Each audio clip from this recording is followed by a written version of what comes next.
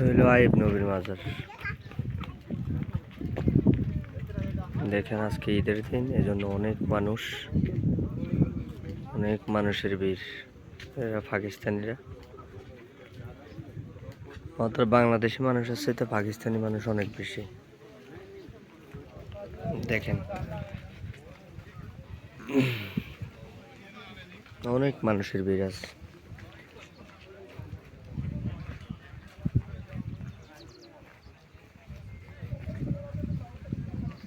দেখেন এই যে পাহাড়, দেখেন এই পাহাড়টা পাড়ে দিয়ে আমাদের নবীজি অতিরিক্ত অজু করতেন।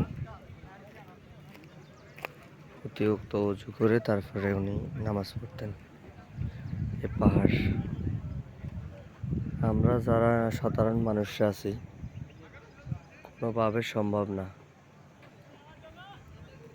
অজু বানিয়ে নিচের থেকে এসে নামাজ পড়ব, প্রায়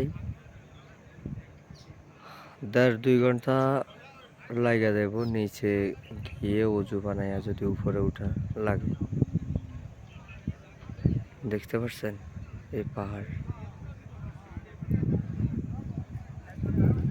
এই পুরো এরিয়া নিয়ে ওনার এই মাজারটা হচ্ছে পুরো এরিয়া নিয়ে এই মাজারটা। দেখতে পাচ্ছেন সবাই।